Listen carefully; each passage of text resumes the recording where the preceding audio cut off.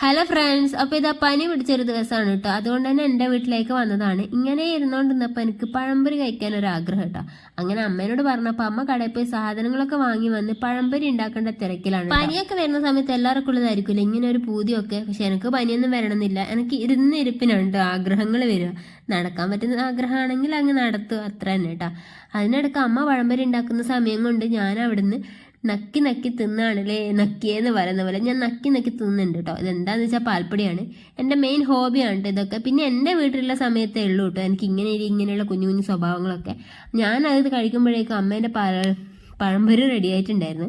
പിന്നെ ഞാനും അമ്മയും ഇരുന്ന് പഴംപൊരിയും ചായയും കുടിക്കുകയാണ് കേട്ടോ. ഇതൊക്കെ മുന്നിൽ വെച്ച് ഞാൻ കഴിക്കുന്നുണ്ടാ വിചാരിക്കും ഞാനിത് മുഴുവൻ കഴിച്ച് തീർക്കുകയാണ് കേട്ടോ. ഞങ്ങളിത് 3 പേർക്കുള്ള സാധനം കേട്ടോ ഇത്. അതിനിടയ്ക്ക് ഞാൻ വീഡിയോ എടുക്കുന്നതുകൊണ്ട് എൻ്റെ മുന്നിലേക്ക് വാങ്ങുന്ന പഴംപൊരിനേക്കാൾ എനിക്കിഷ്ടം ഇങ്ങനെ വീട്ടിൽ നിന്ന് ഉണ്ടാക്കുന്ന പഴംപൊരിയാണ് കേട്ടോ. അങ്ങനെ അതൊക്കെ കഴിച്ചു. അപ്പോൾ അത്രേ ഉള്ളൂ ഇന്നത്തെ വീഡിയോ.